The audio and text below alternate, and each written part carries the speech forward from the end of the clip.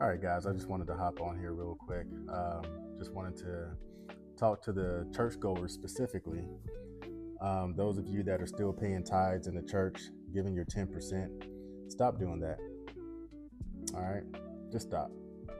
Put that money towards better use. Stop giving it away. Okay, that's a lie. That's been a scam. Jesus never said that you had to pay tithes. And if you don't believe me, I'll explain why.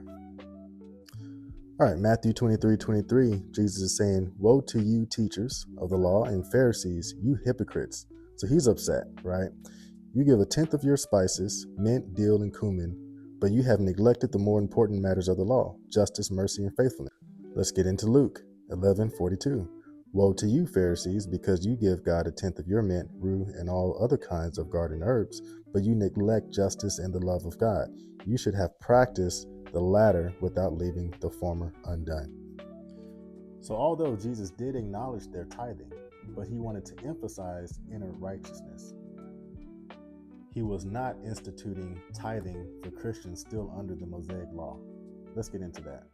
All right, so as you can see, Mosaic law is part of and is often used synonymously with the Old Covenant. Now, the Old Covenant was part of the Old Testament, where tithing was 10%. That was part of the Mosaic law. However, in the New Testament, after Jesus' death and resurrection, the New Covenant emphasizes generous, spirit-led giving, not a fixed percentage. Now, 2 Corinthians chapter 9, verse 7 says, "Each of you should give what you have decided in your heart to give, not reluctantly or under compulsion, for God loves a cheerful giver." So to wrap this up, Jesus never said that you must tithe 10% to a church.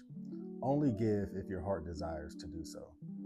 In that matter, you can give to a family member, you can give to a loved one in need, or a close friend.